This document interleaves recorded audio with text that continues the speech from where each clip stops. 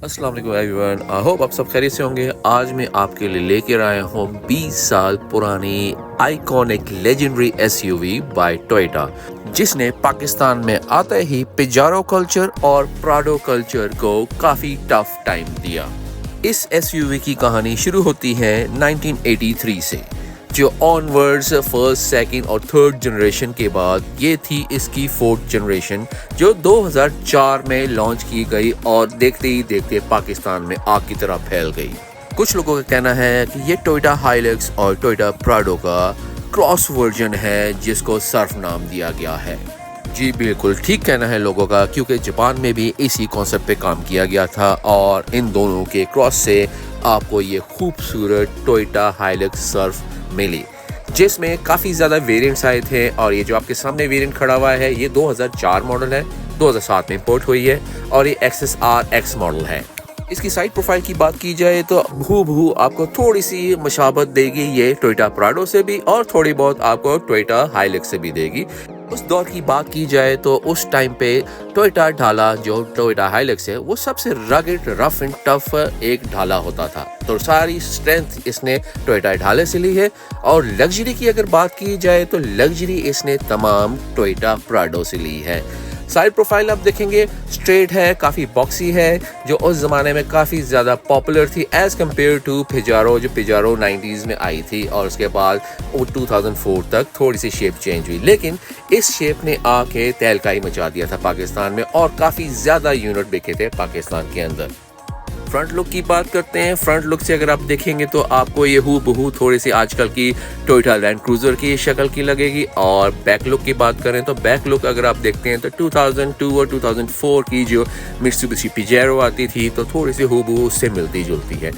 चलिए front lights के बारे में बात करते हैं। फ्रंट बम्पर बीम्स मिलेंगी आपको, प्रोजेक्शन लैंप, और फ्रंट पे जो हेड लैंप्स है वो काफ़ी ह्यूज हैं और ये आपके नॉन प्रोजेक्शन लैंप्स होते थे और काफ़ी ज़्यादा पॉपुलर थे उस ज़माने में। उस ज़माने में लोग इसमें इस्तेमाल करते थे। वो HID लाइट्स होती थी जो इसमें इंस्टॉल्ड हैं, जैसे कि आप देख रहे हैं। वैसे नॉर्मली इसमें जो है आपके हेलोजन बल्ब्स आते थे हाई बीम और लो बीम के तौर पे, लेकिन इसमें आपकी HID इंस्टॉल की गई है, जिसकी वजह से थोड़ी सी इसकी जो है स्टांस और आउटलुक थोड़ी सी चेंज लग रही है आपको। वैसे इसकी जो ग्रिल है और जो लाइट्स अगर आप देखेंगे तो ये आपको थोड़े से प्राडो की भी टच देते हैं, जिसमें प्राडो, टोयोटा लैंड क्रूजर, इनकी थोड़ी सी लुक आती है, तो वो इनहेरिट किया हुआ है इसमें।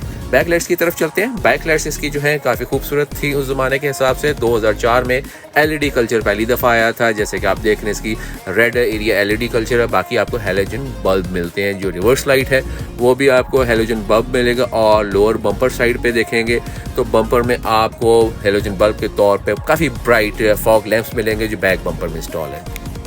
चलिए अब फ्रंट बॉनट की तरफ चलते हैं। जैसा कि आप स्कूप देख रहे हैं, ये इंटरकूलर टर्बो का स्कूप है। और अब इसके इंजन के बारे में बात करते हैं तो ये बेसिकली SSR-X मॉडल है और ये D4D इंजन के साथ आई थी, जो 3000 CC diesel turbo charge engine है।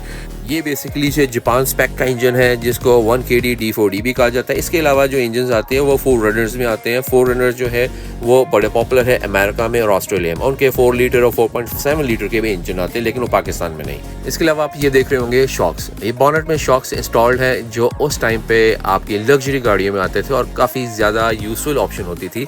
बॉनेट की ओपनिंग और क्लोजिंग करते हुए काफ़ी हेल्पफुल रहता था इससे। इसके अलावा बड़ा ही यूनिक ऑप्शन है जो टोयोटा सर्फ ने सबसे पहले दिया था 2004 में, वो आपके फुट रेस्ट में इल्यूमिनेशन ऑफ लाइट्स थी।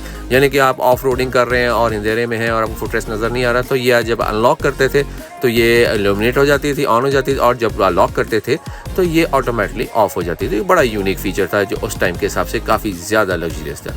इसके साथ साथ आप ये देख रहे होंगे एक छोटा सा मिरर लगा हुआ है, जो फ्रंट पे लेफ्ट कॉर्नर पे बॉनेट के ऊपर लगा हुआ था, जो आपको फ्रंट बम्पर, लेफ्ट कॉर्नर जो ब्लाइंड स्पॉट है और लेफ्ट साइड के जो बॉटम ब्लाइंड स्पॉट्स है उसको व्यू करने में काफ़ी हेल्पफुल था, जो आजकल आपको 360 कैमरास में आता है। तो ये मैनुअल स्टाइल था 2004 के हिसाब से। इसके अलावा आपको रूफ रेलिंग मिलती है।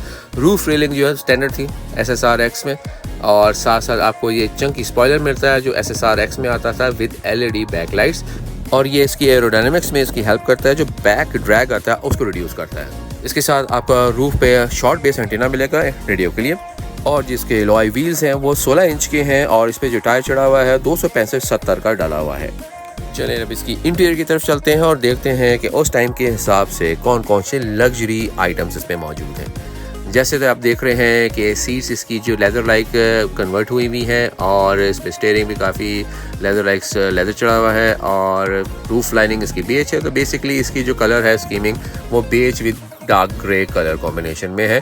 सीट्स वगैरह इसकी जो है लेदर लाइक फर्निशिंग होने के बाद भी काफ़ी सॉफ्ट और कंफर्टेबल सीट्स है। इसके अलावा इसमें आपको जो है पावर नोब्स मिल रहे हैं ड्राइविंग सीट के राइट साइड पे, जैसे कि इसमें देख रहे हैं पावर आपके विंडोज़ हैं, पावर साइड मिरर्स हैं, हैंडल आपका प्लास्टिक है, कुछ बटन्स आपके बम्पर बीम्स के लगे हुए हैं और ये लोकल लेदर लाइक इस पर स्टिचिंग हुई हुई है जो थोड़ी सी टोन अप हो चुकी हुई है क्योंकि ये 20 साल पुरानी गाड़ी है, तो हो सकता है उन्होंने अभी फर्निश ना किया। ये आपकी इलेक्ट्रिक सीट का एक ऑप्शन था जो मैं चेक कर रहा था लेकिन मुझसे ऑपरेट नहीं हो पाया। तो ये इलेक्ट्रिक बैक बेंच को आगे पीछे करने के लिए इस्तेमाल होता है। इसके अलावा अप डाउन करने के लिए जो लोअर बेंच है उसको ये आपको मिलता है लेवर। चलो यहाँ पे बैक पैसेंजर सीट्स की तरफ चलते हैं। जैसे कि आप देख रहे हैं बैक पैसेंजर सीट में काफ़ी ज़्यादा रूम है और काफ़ी ज़्यादा स्पेस है, तो इजीली 6 फुट से 7 फुट का बंदा बैठ सकते हैं क्योंकि एसयूवी है, उसमें आप इजीली अकोमोडेट कर सकते हैं। आपको आर्मरेस्ट मिलेगा जो लेदर लाइक इस पर स्टिचिंग हुई है आफ्टर मार्केट। इसके अलावा आपको बैक डक्स मिलेंगे जो आपके एसी के डक्स होते हैं, वो आप पीछे अपने मुताबिक एडजस्ट कर सकते हैं। कुछ फाइल कवर्स रखने की जगह है वो भी आपको मिलेंगी। वैसे अगर आप इसकी सीट्स को देखें तो सीट्स का स्प्लिट जो है इसमें 70-30 का स्प्लिट है और इसको अगर आप करें डाउन करना चाहें तो एक छोटा सा बटन आपको मिलता है, इसको प्रेस करते हैं और इस तरह आप डाउन कर सकते हैं। इस तरह आप एक्स्ट्रा रूम क्रिएट कर सकते हैं और एम्पल स्पेस आपको मिल जाती है लगेज कंपार्टमेंट के तौर पे। और अगर आप इसी तरह इसको दोबारा पीछे करना चाहें तो बड़े इजीली ये आपको एक हाथ से ये बड़े इजीली आप पुश करके पीछे इसको लॉक कर सकते हैं। इसके अलावा आपने एक और चीज़ नोट की होगी, इसमें जो है जितने भी मिरर पावर मिरर्स हैं ये ऑटो पे हैं, यानी कि पैसेंजर के भी और ड्राइविंग साइड पे भी, ड्राइविंग साइड से भी इसको ऑपरेट कर सकते हैं ऑटो। तो ये उस ज़माने के हिसाब से बड़ा ही यूनिक फीचर है जो मुझे बड़ा अट्रैक्टिव लगा क्योंकि आजकल के दौर में सिर्फ आपका ड्राइविंग सीट का साइड मिरर ही पावर्ड होता है ऑटो पे। स्विच ऑन करने पे कुछ इस तरह की ग्रीटिंग आपको मिलती है, जैसे कि आप देख रहे हैं 3,75,000 चली हुई है, यानी कि 20 साल में 3,75,000 चल चुकी है गाड़ी। तो अगर आप सेंटर कंसोल की तरफ आए तो सेंटर कंसोल में आपको पावर हीट का बटन मिलेगा, लेवर मिलेगा, कुछ कप होल्डर्स मिलेंगे और साथ साथ आपको क्लाइमेट कंट्रोल एसी मिलेगा। इसके अलावा इसमें नेविगेशन सिस्टम भी इंस्टॉल है जो आप देख रहे हैं। इसमें आप रिवर्स कैम की फैसिलिटी भी ले सकते हैं जैसे कि इसमें इंस्टॉल है और रिवर्स लगाने पे आपको बैक व्यू भी मिलेगा रिवर्स कैम के थ्रू। इसके अलावा आप सोच रहे होंगे कि ऑटोमेटिक में 4x4 सिलेक्शन का ऑप्शन कैसे होता है। बिल्कुल ये 4x4 ऑप्शन है क्योंकि SSRX में 4x4 ऑप्शन आती थी। इससे पहले मैं आपको एक और ऑप्शन बता देता हूँ, जो बैक ट्रंक का जो मिरर है ना वो भी आप डाउन कर सकते हैं और उसका वन टाइम प्रेस करना होता है जिसके थ्रू ये अप और डाउन कर सकते हैं आप डायरेक्ट कोई चीज़ रखने के लिए। ये देख रहे हैं ये आपके 3 डिफरेंशियल ऑप्शंस हैं जिसमें H2 है, H4 है और L4 है, ये आप सिलेक्ट कर सकते हैं यहाँ से।